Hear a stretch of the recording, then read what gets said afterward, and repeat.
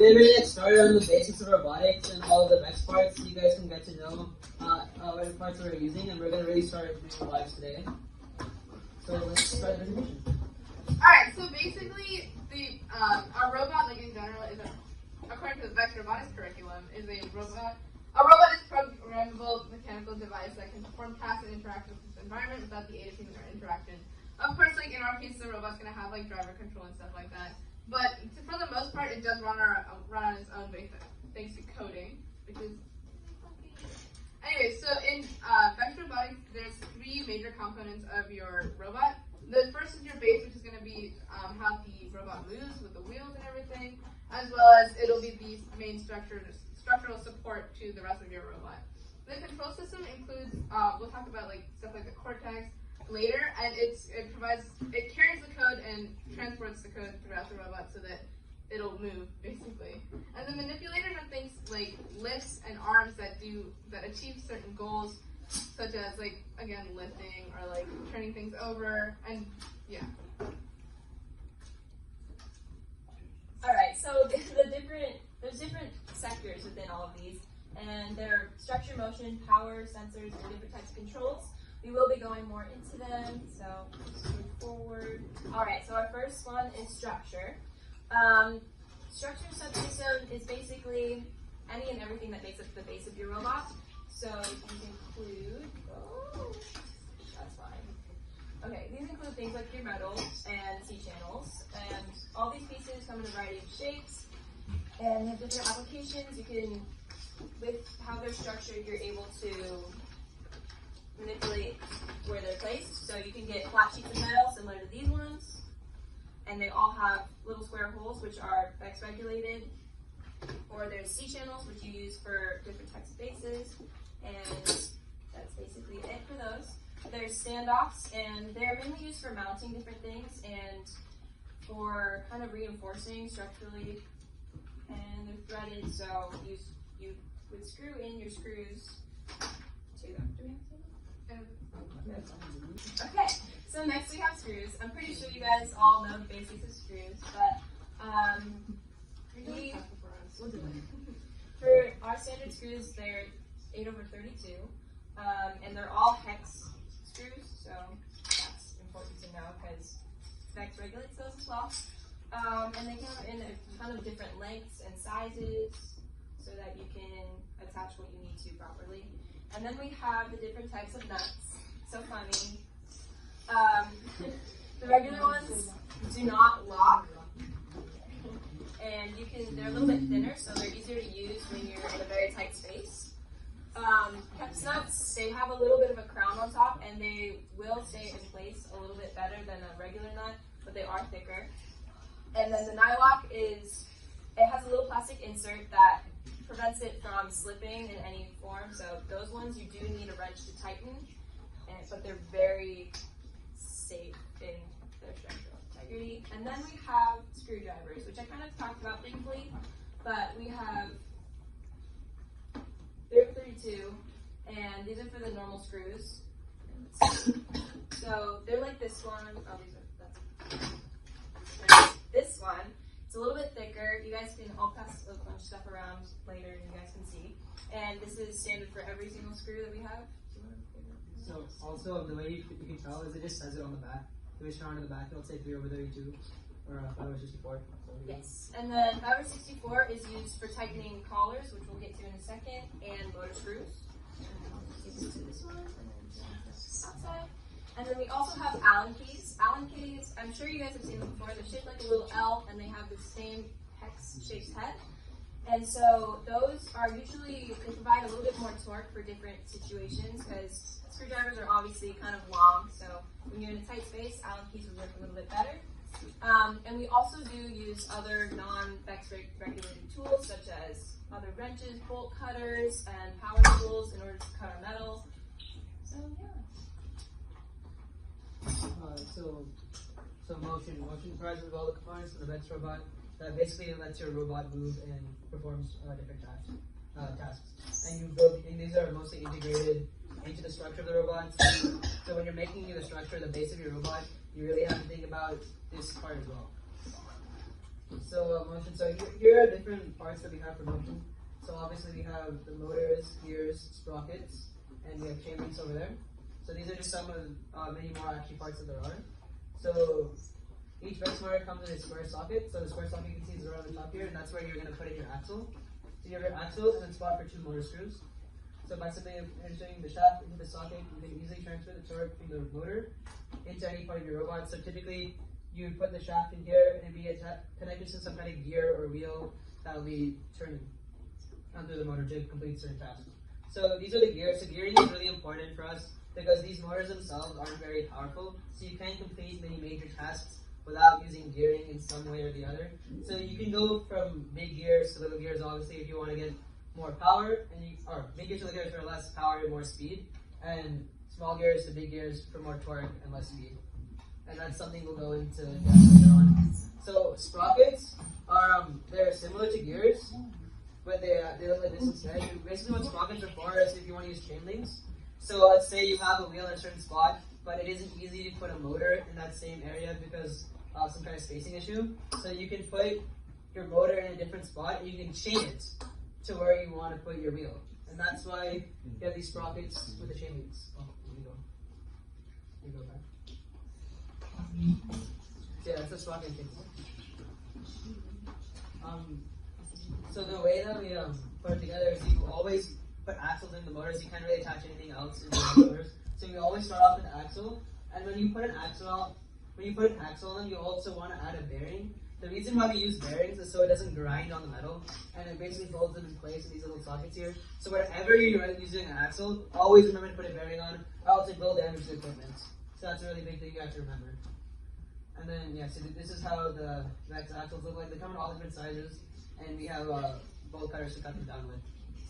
So, yeah, another bit. So some of them are like bent out of shape, and others are different. You have to make sure they're straight, because if they're not straight when you use them, it's going to cause issues with your components.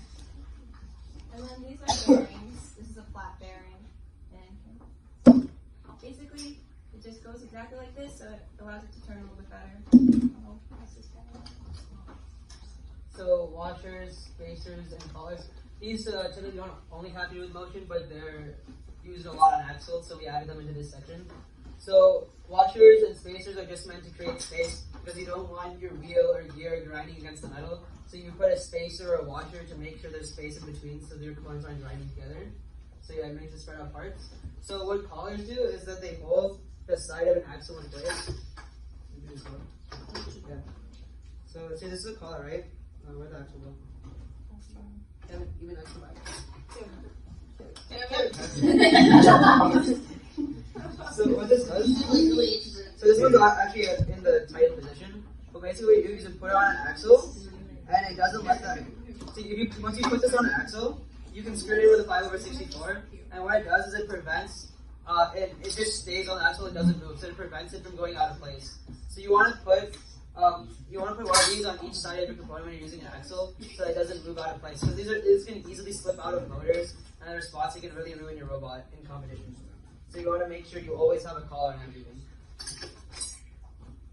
So yeah, these are the washers. We have like typically 3 kinds of spacers. We have the small black ones, we have the larger black ones, and we have the different sizes of white spacers.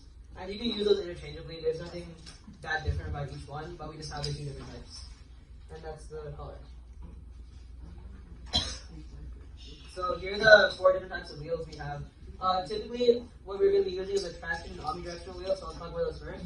The traction wheels are if you want to have more stability on the ground. So say in the competition, there's a part where you're going to get pushed and the other robots are going to be pushing you, then you want your traction wheels. Omnidirectionals are used for moving around. So basically, this allows you to make tight turns, so you don't have to move your entire robot in a wide arc, and you can make tight turns, basically, but it doesn't give you the stability of a traction wheel, so you can easily be pushed around. So this wheel is not something we use very regularly. It looks like this. We haven't really used this in competition ever, so it's not really important to talk about. And this is a small smooth wheel. It is not going to support your robot very well at all. It doesn't give you anything that these 2 wheels give you, so it's basically useless for driving the robot, but you can use it for other components in your robot if you want to. So This wheel you typically will use it as a wheel, but you can use for other components. You want to say something? What would the wheel on the bottom right be used? This one, honestly, I've never seen it really used. It's basically just like a bigger version of the omnidirectional wheel, and it gives you even more speed and stuff, but it's just really unreliable. So basically, these two are the ones that you want to be using. These two are pretty unreliable, but they're there just in case you want to for whatever reason. So I would tell you to stick with these ones. But if you find a good use for this wheel, I commend you. Alright, I'm going to pass around some wheels now. So, Oh yes, okay, so now we have power. Basically, this is what allows the robot to move with the motion. In order to get the motion working, you need power. And so, it's pretty straightforward. You have batteries. In your batteries, you need, these big guys right here are what power your cortex, which we'll get into in a second. And they are your robot's main source of power. And then you also have your controller, which needs power as well, and those use 6 AAA batteries. And to charge these great feats of engineering, you need these types of chargers. This one right here is what charges your 6 AA's, and those ones over there will charge this guy right here. And so I'll pass this around. okay, so the next quick part is we have sensors. So sensors, you don't really need sensors for basic design. So once you get into coding and making better coding systems, so you can automate parts of your robot, and you can also do the autonomous period. Sensors are really important, and they're also something you should really plan out from the beginning of your design, because putting them in afterwards is really difficult. So here's some of the main ones that we'll have. So this is a potentiometer, and basically what it does is it's going to give you the and this is an encoder, right? Sorry, my bad. So you put this on the end of an axle. Even more. Very cool. Okay. So you're basically putting this on the end of an axle, and it measures the angle that the axle turns at. So then you can control exactly what angle you want to launch something, or what angle you want your lift to go on, so you can get the correct heights. But this one takes a lot of practice though with coding, and you have to really take a lot of data logs and stuff with it. So you can't do this if you don't have much time before competition. It's more of something you do to finish early, and you have a lot of time to really test with it. I guess before I said that, I should have said this part. Basically, what these do is they're going to take measurements from your robot, and they're going to give it back as feedback through the code. So you can basically call on them as objects in your code. You know, people know about code. You can call them as objects in your code, and they'll give you a data value. So yeah, this is an encoder, and basically you put this on the axle on the edge of your wheels normally, and they're really thick, so you have to make sure you have space for them before you create your base. And what they'll do is they'll count the amount of rotations that your axle is taking, so you can get exact distances. So in autonomous period, you can have your robot move an exact distance straight, side, left, right? Because normally you could say you could just do this with your motors. But the problem with timing it with motor timings is because based on your battery life and and what state the motors are in, it'll go at different speeds and different distances. So it's not as accurate as using an encoder. Encoders are also really good for turning, and we put that on. Okay. Right before we move on though, I wanted to also talk about the gyro sensor. It's also a really important part. It's a really expensive piece too, so you have to be really careful when using it. And what a gyro does, it'll basically tell you how you're turning. It basically helps you make accurate turns, so it's also really important for autonomous. And it also has a lot to do with the coding part. And then one other one is we have the button sensor here. It's not really used for much. It's basically just give you a yes or no, the button's tapped. Yeah, lots of fun. This one I haven't really been seeing used very much, but it is there. You find it useful. Alright, and then so the last subgroup that we're going to be talking about is the control. So the control subsystem is going to be like what connects basically the driver to the robot itself. So this is going to include like stuff like the cortex, and this is like the brain and like the nerves of the robot, if you want to think of it like that. So one of the most important parts of the control is the cortex. So as we were talking about before, the cortex is going to be basically what's going to hold all of the, we're going to talk about VEX later, but it's basically what's going to hold all of the information that you're going to use for the robot. And so, yeah, so it'll be connected through like motor controls, cells, which will transport all of the information throughout the different aspects of the robot. Okay, so basically what you have here, these are your motor slots for connecting motors, and then it has a digital and analog sensor slots. So our sensors are split up into digital and analog sensors, and you have different spots for the gear. So you have to make sure you know which one you're putting in every time. And here you go. That's the stuff. Alright, we'll take it around. So that's your question.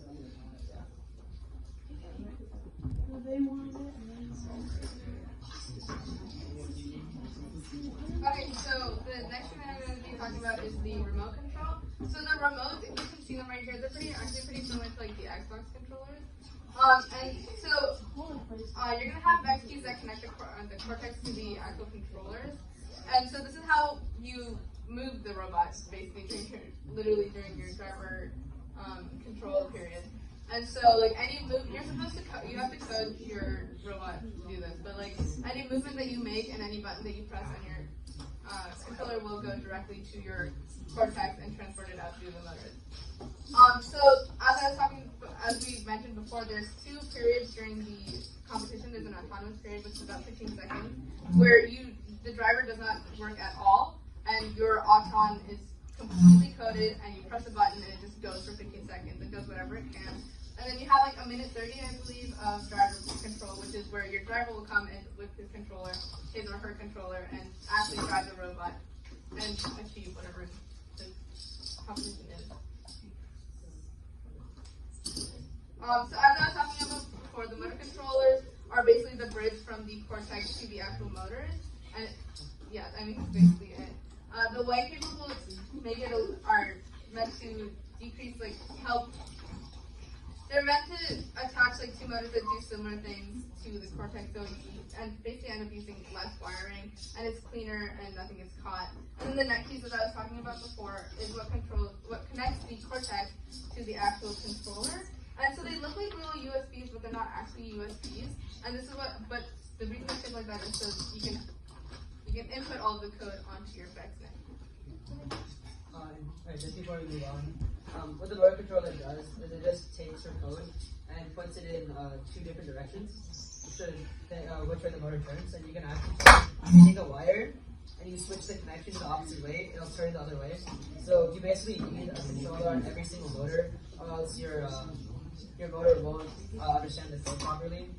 Line cable is basically called splicing motors together. You take 2 motors. So typically, it'll be your drive motors or 2 lift motors that do the same thing. You can put them together. So you can use more motors. And then the next key, as Natalie said, it just connects to your robot to the Bluetooth. Alright, are there any questions?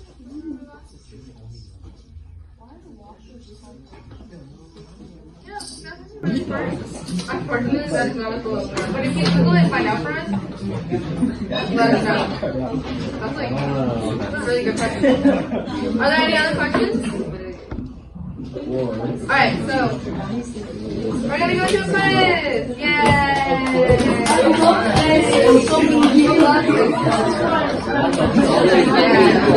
There's a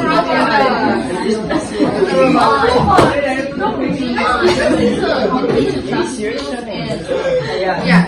Typically, what you do is you use all the wheels in the front, so your robot turns together, and you put traction wheels in the back of the way. Even more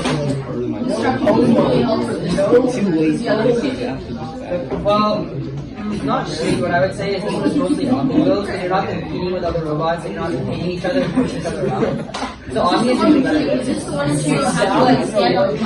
No. Are you talking about the platform one? The platform one? Yeah, traction wheels are better. And last year everybody used traction wheels in the back and Omni wheels in the front. So with that competition, that's yeah. The problem with the traction wheels is you have to really like so the mobility is Guys, since people are asking questions, let's listen in so that if you guys have a similar question, they'll be used. What is VEX? You said it's, so is it already pre-programmed to use it as a controller, or? No, No, so you have two, and you like. I think you can pair them. pair them, and then one of them will go into the controller, one of them will go into the cortex. You basically plug one into your computer and one into the cortex. You can pair them together, and you want to keep those two together so they stay connected.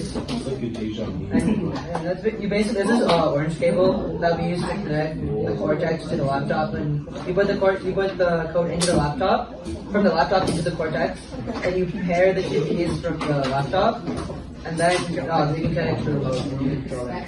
If you put one in like the computer and USB will it break? It's meant to go into Yeah, the USB. it's shaped like a USB, but it's not. Like it goes into the USB port, but its purpose is not. Any other questions? Okay, we're gonna move into the quiz. You gotta see the paper. Yeah, it's going into Aries. It's going into your honors engineering quiz. Oh yeah, don't Hey guys, fine.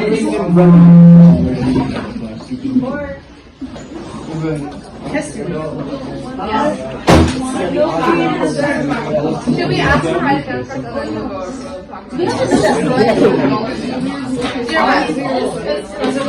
It's important guys, listen. So this is a good question. It's important to know the terminology for each part that we use here. So obviously when you're in your meetings with your team, it's not as important to know exactly what each part is called. But when you're at competition and a judge comes, so another part of it is the design award. And how you get that is a judge comes over to your team and they ask you questions about your robot, and you have to explain to them thoroughly how it works and why certain things, and you use certain options and why it works. And for that, you really need to know the terminology. So it's really important that we practice that right now. Okay, guys? So try answering this question for yourselves first, and then I'll ask you. Alright, guys. Welcome back up here. So, what is the difference between an on wheel and a traction wheel? Can you tell me? Alright. So, traction wheel is used for traction when you want to have a good grip on something. If you're interacting with other robots or you're like pushing off in the last competition. Omni wheels are used for better turning, so you have tighter corners instead of going on wall of arcs and possibly getting stuck in motion. Yeah, I got it. Okay, in what situation would a washer be more convenient than a spacer? What you got? A washer would be more convenient if you don't have a lot of space for putting in the space and center. For example, you have to put it in like a very small area, and you want that to really scratch your metal. So you turn the washer and then put a little bit of space without too much, so you can. Okay, what type of sensor is best used for the autonomous period?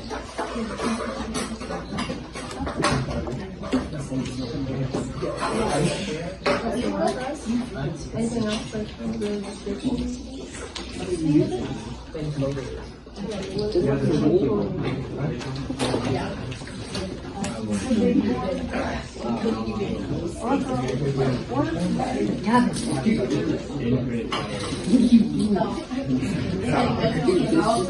And then we'll have the output of the actual turns. So that way, the amount of rotation, so that way you can like program exactly how much you turn. So that way you Alright guys, fourth question. Which part connects the remote control to the joystick wirelessly?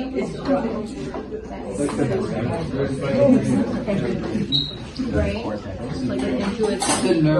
It's which one connects the cortex, just the brain, to the Yeah. What's the term? What's it called? What's it called? Alright, anybody got cortex? No.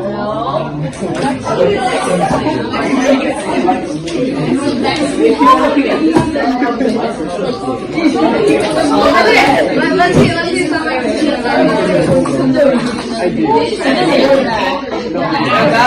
Guys, please be respectful. We're taking our time to teach you. I know who hasn't answered yet. Do you know the answer to the last one? You already answered. Yes. Yes, good job.